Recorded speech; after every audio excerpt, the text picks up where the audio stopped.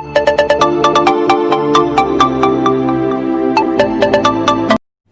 है आप सभी का आपके YouTube चैनल जैन सर में। जैसा कि हमारी चर्चा संस्कृत व्याकरण के कारक प्रकरण पर चल रही थी और अभी तक हम पिछली वीडियो के माध्यम से कर्ता, कर्म, करण, संपदा और अपादान की चर्चा कर चुके हैं। अब हमें बात करना है षष्ठी विभक्ति। 5 विभक्तियों की बात हमारी हो चुकी है। षष्ठी विभक्ति संबंध कारक। सबसे पहले तो संबंध कारक में यह प्रश्न उत्पन्न होता है कि जब हमने इसे मुख्य कारक में लिया ही नहीं था तो अभी यहाँ क्यों ले रहे हैं षष्ठी विभक्ति। क्योंकि हमने जब 5 कारक पहले देखे, कर्ता, कर्म, करण, संपदान और अपादान, उसके बाद हमने मुख्य कारक में देखा था अधिकरण। लेकिन अधिकरण कारक में सप्तमी विभक्ति होने के कारण हम उसे क्रम से षष्ठी विभक्ति संबंध कारक के बाद लेंगे। बात करते हैं हम संबंध कारक की। पहली बात, इसे कारक में नहीं गिना जाता है या इसे मुख्य कारक में नहीं लिया जाता। इसका कारण क्या है? क्योंकि जब हमने कारक की परिभाषा पढ़ी थी, क्रियाजनकत्व कारकत्व, मतलब के कारक उसे कहा जाता है जिसका क्रिया के साथ सीधा संबंध हो। लेकिन संबंध कारक का क्रिया के साथ सीधा संबंध नहीं होता, इसलिए इसे मुख्य कारक में नहीं लिया गया है। ठीक है, संबंध कारक को षष्ठी विभक्ति के अंतर्गत रखा गया है, या यूं कहें कि षष्ठी विभक्ति में संबंध कारक होता है, संबंध कारक में षष्ठी विभक्ति होती है। तो षष्ठी विभक्ति का एक सूत्र जो आचार्य पाणिनि ने हमें दिया है, षष्ठी शेष, षष्ठी शेष, और यही हम कहें कि षष्ठी विभक्ति का विधायक सूत्र है।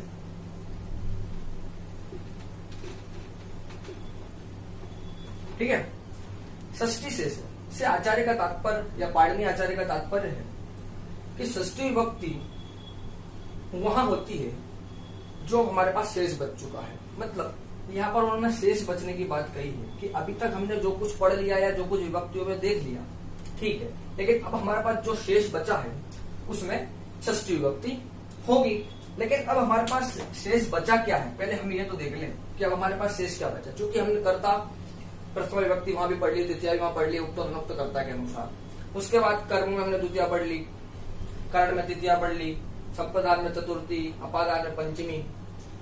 अब हमारे पास बचा क्या है? हमारे पास बचा है संबंध। संबंध कारक अब हमारे पास बचा है, तो षष्ठी विभक्ति उनका कहने का मतलब है कि शेष है, कि जो शेष बचा है उसमें षष्ठी विभक्ति हो। तो चूंकि हमारे पास शेष अब क्या बचा है, संबंध बचा है, तो वहां पर कौन सी विभक्ति होगी? षष्ठी विभक्ति होगी। अब संबंध का मतलब उन्होंने क्या कहा है कि यह संबंध क्या है, तो उन्होंने बताया है, या हम कहें कि जहां पर स्वामी भाव या फिर जन्य जनक भाव या फिर कार्य कारण भाव, जहां पर स्वस्वामी भाव हो या जन्य जनक भाव हो, कार्य कारण भाव हो, वहां पर कौन सी षष्ठी विभक्ति संबंध कारक होता है। ठीक है, क्या होता है? संबंध कारक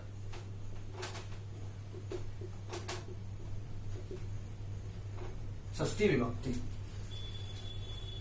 उदाहरण के माध्यम से हम इसको देखते हैं कि स्वस्वामी भाव क्या है या जनक जन्य भाव क्या है। जैसे उदाहरण के तौर पर मैंने यहां पर लिख दिया राज्ञः पुरुषः, राज्ञः पुरुषः, राजा का पुरुष।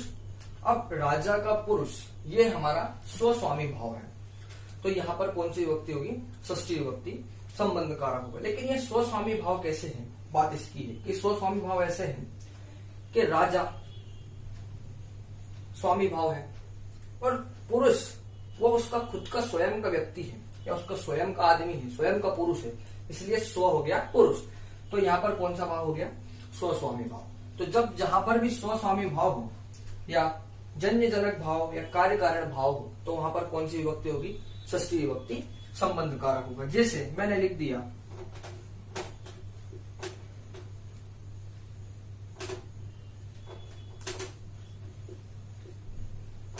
दशरथस्य पुत्र,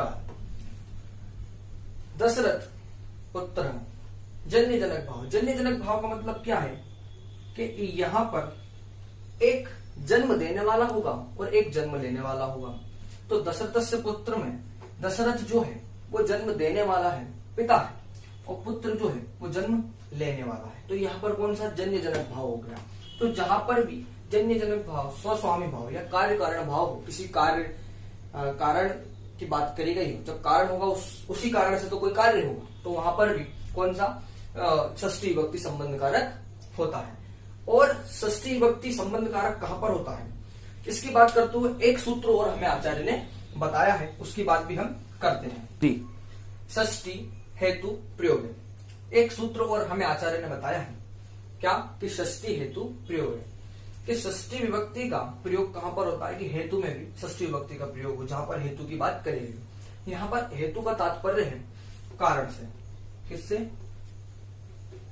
कारण से, कि वस्तु का कोई कारण जहां पर व्यक्त किया गया हो या कार्य में कोई कारण जहां पर व्यक्त किया गया हो, तो वहां पर कौन सी विभक्ति होगी, षष्ठी विभक्ति का प्रयोग वहां पर किया जाएगा। लेकिन यहाँ पर दो कंडीशंस हैं कि कारण में भी षष्ठी विभक्ति होगी, और यहाँ पर लिखा है उन्होंने हेतु प्रयोग, मतलब कारण के साथ साथ उस वाक्य में हमें हेतु शब्द का, कौन से शब्द का, हेतु शब्द का प्रयोग भी मिलेगा। कारण तो लगा ही हुआ, क्योंकि जो भी कारण होगा वस्तु में, कार्य का जो भी कारण होगा वो हमें मिलेगा, लेकिन कारण के साथ साथ वहां पर हेतु शब्द का भी प्रयोग होगा। तो जो हेतु शब्द है उसमें भी वहां पर षष्ठी विभक्ति होगी।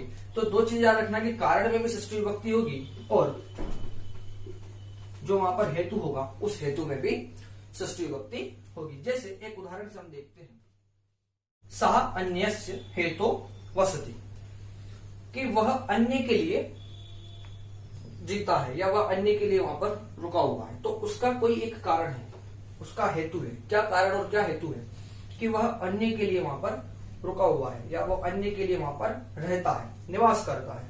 तो उसका जो कारण है वो क्या है, अन्य है। जैसे कोई भी किसान हो, वो खेत पर रहता है, किस लिए रहता है कि जब उसने फसल उगाई, अन्न उगाया है, वो जानवर ना खा जाए या उसकी फसल नष्ट ना हो जाए, इसलिए वो वहां पर रहता है।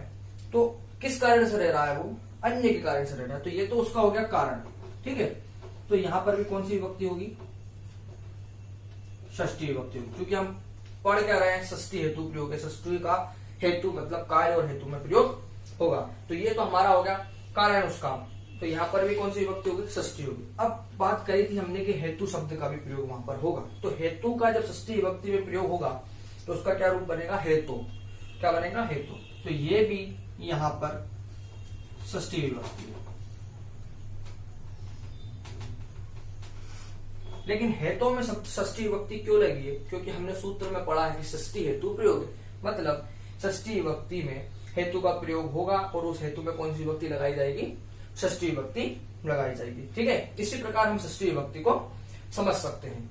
अब बात करनी है हमें अगली वीडियो के माध्यम से सप्तमी विभक्ति अधिकरण कारक की। यदि आपको ये वीडियो पसंद आया हो तो इसे लाइक और शेयर जरूर करें, और आपने मेरे चैनल को सब्सक्राइब नहीं किया तो मेरे चैनल को